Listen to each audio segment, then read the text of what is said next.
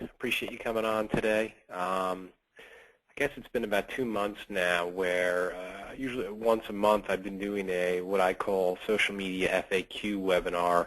I tend to get a lot of questions via email, which is certainly acceptable, on social media each month. And one thing I've been doing is I've kind of been just keeping track of them and then putting them together into a list. And the last 2 months I've done webinars just kind of going over the FAQs, the questions I seem to get the most from particular agents out there across the country. So the last two I've done, I got a lot of really good feedback on. A lot of my clients said, hey, look, this was one of the actually the best webinars you've done. Can you keep doing that consistently, because these things are on our minds and we appreciate it. So I think what I'm going to can at least do throughout the summer is probably the last week of every month do one of these FAQ webinars where we just kind of go through and focus on different things that can be all across the board per se. So let me go through some of these questions, and if you have any questions yourself, feel free to type them in, and we'll go from there. So I got this question probably about 15 times last month, and it just seems to be really confusing for some people. And the question is so Ken, if I post something on my insurance agency business page on Facebook, so if I post something on my business page and someone goes in and they comment or they like it or they share it, let me just try to find an example here. So I had a post the other day that said, using custom graphics can help generate likes, comments, and shares. And, I had 4 people here click that they like it, and I had 2 people comment. So the question is, well, if they comment, what happens? So if this guy Manny, if he comments, Manny the Weird, I'm not sure I know that person, but anyway, if that person comments, what ends up happening is all of this person's friends will get, well, let me rephrase that. If the person comments, then on if that person comments, let's say they have 100 friends, their comment is going to show up on all of their friends' news feed. Okay, so if I go to Ken French here and I click on home, I would see, if I was one of that person's friends, I would see it on here that Manny commented on my post. So my post would show up with that person's comments. And see if I can find an example. I won't get so lucky today. But my point is it would show up on my news feed. So to answer the question, and hopefully I haven't made it more confusing, if you post something and one of your fans comments, that post is going to show up on all of your fans' friends' news feed, giving you some viral distribution. Okay? Next question. Ken, how do I find old friends on Facebook to connect with? Okay, so to find old friends on Facebook, you're going to go into your personal profile. So what I suggest is when you log in, click on your picture in the upper right-hand corner. That'll take you to your profile page. Then in the middle top of the page is a little button that says Friends, right? You want to click on that, and the next button you're going to click on is Find Friends, okay? So if you click on that, what it's going to do is it's going to bring up a page where, one, Facebook is going to suggest people that they think you may know, okay? Or two, you can use all these sort features here on the left to sort out people. And the way these sort features are determined are based on how much information you've put in your profile, okay? So that's why it's really important to fill in your profile as best as possible.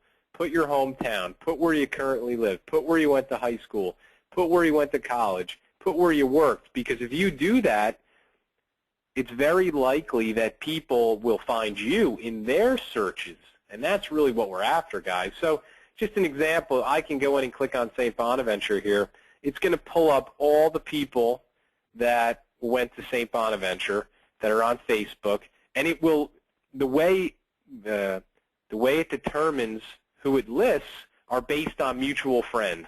So you'll see that I have 40 mutual friends with Dave Patrick. That's why he's first. Jennifer, I have 29. Kevin, I have 26. So Facebook is trying to strategically put in place people that you potentially know. So that's kind of what the sort function works. Final question on Facebook is should I be posting during the weekends in the summer? And my answer is yes, you should be posting on the weekends. The worst case scenario is you don't get much success. It's not going to have a negative impact. For everybody it's different. Obviously, everyone lives in different locations. Everyone's kind of in their own different kind of world. But use common sense. And my best suggestion is to try to post, early in the day on weekends in the summer, 7 to 10 o'clock. I think after that, people are out and about. At night, they're out having fun. So that would be my suggestion. If you want to post on the weekends, try to keep it early. Next question, we're going to transition to LinkedIn. Ken, how do I create subfolders to organize my connections? And I had done a webinar on this, and I guess I went through it kind of quickly. So if you go into LinkedIn and click on Contacts and then click on Connections, you're going to see over here on the left, and hopefully it loads up for me, you're going to see over here, and again, it's taken a while. I've noticed that LinkedIn's been kind of funky lately. They're doing some big-time upgrades. And okay, so you'll see here I have 2,272 connections. You'll see I have all these folders that I've sorted my connections into. To set up these folders, you want to click the Manage button right here. Let me see if I can get my highlighter to work. You want to click the Manage button right here, right? So if you click on that, you'll see all the folders I have, and they're called tags. Just type in, whatever you want to call it, and hit Add New Tag, right? That's going to create the folder, and then what you want to do is you want to go down to your untagged folder, which will list all the people you're connected to that haven't been organized, and then just put checks next to their name and hit Edit Tag, and then you can select what folder you want to put them in. Okay, so that's how you set up folders, and that's how you organize. Next question is, Ken, should I set up a LinkedIn group? And my answer, initially is probably no. And people say, well, why? Why shouldn't I set up a group? The thing with LinkedIn groups, and this could be a whole webinar, guys, but the thing with LinkedIn groups is they're great because they can organically grow. And you can really get your target market to go in there, and then you're at kind of the top of the pyramid, and you can message them and do all sorts of things. But the problem with most, we'll call them salesmen, retailers, the problem is it's really hard to figure out an idea to bring value to your potential customers, right? One thing that I've been real successful with my group is I have a group that's, it's designed for insurance agents, and every day I offer a tip on social media. So that's why people join the group, okay? I mean, that's the deal. It's a group that offers tips on social media, and now I have 4,200 members, and it grows by 50 people a week, maybe more. But the reason people go there is because they say, I want those tips. So I guess my question now to you guys is okay, wouldn't it be great to have a group with business owners or individuals in your area that are just wanting to join this group so you can then, really project yourself to be at the top of the pyramid and get those leads? Yeah, of course, that would be great.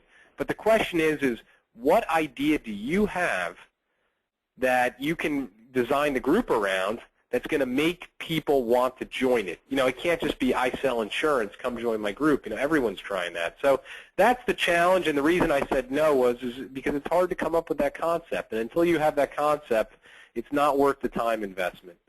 Next question, Ken, how do I sync up my LinkedIn with my Twitter account? Good question. Go to your profile and click Edit Profile. And you'll see here on the right, it says Edit Contact Info.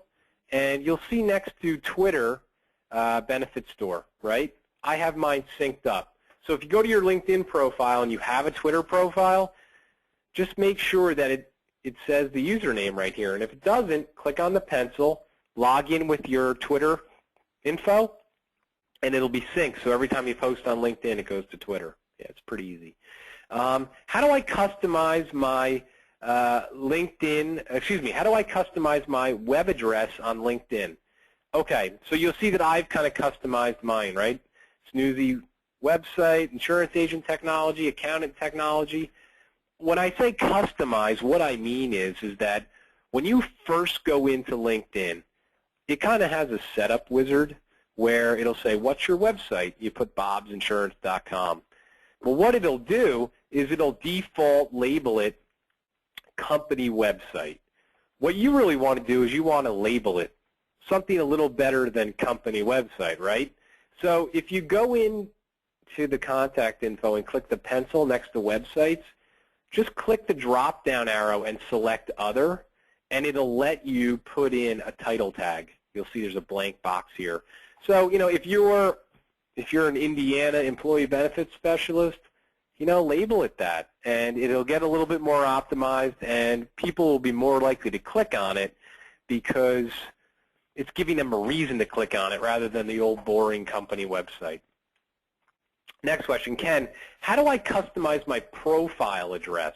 Okay, this is also very tricky, and I don't know why LinkedIn, I don't know why they make it so hard, but go up to Profile and click Edit Profile, okay? And you'll see that I have a really nice custom address here. It says linkedin.com/Ken J. French.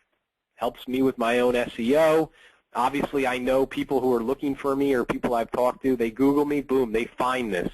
And again, I want people to find my LinkedIn profile, right? You'll see that in my skills and expertise, I'm now up to literally like 500 people endorsing me for social media marketing, website design. So for me, I want people finding me. It's going to get me more business. So what I've done is I've proactively changed my LinkedIn address so it's more optimized. So the way you change that is you click on Profile, Edit Profile, and yes, there is a little Edit button next to it, but this is kind of where it gets complicated. So you click on that, takes you to a new screen, okay? I don't know why they just wouldn't let you edit it right there. I mean, I should call up LinkedIn and tell them. So you click on Edit, then you have to click down here under your current URL, okay? So click Customize Your Public Profile, and you'll see where I have it, Ken J. French. And the beauty of LinkedIn is you can actually change it as many times as you want. It's not like Facebook used to be where it locked you in. Just go in here and either put your name or put your agency name, and I highly suggest it. Makes life easier, more optimization, and just looks more professional. So those are all the questions I had today, guys. I don't see any questions coming in, so I'm going to wish everyone a happy Memorial Day weekend, and I'll put this on YouTube in a few minutes. You can go back and rewatch it if I went through things quick.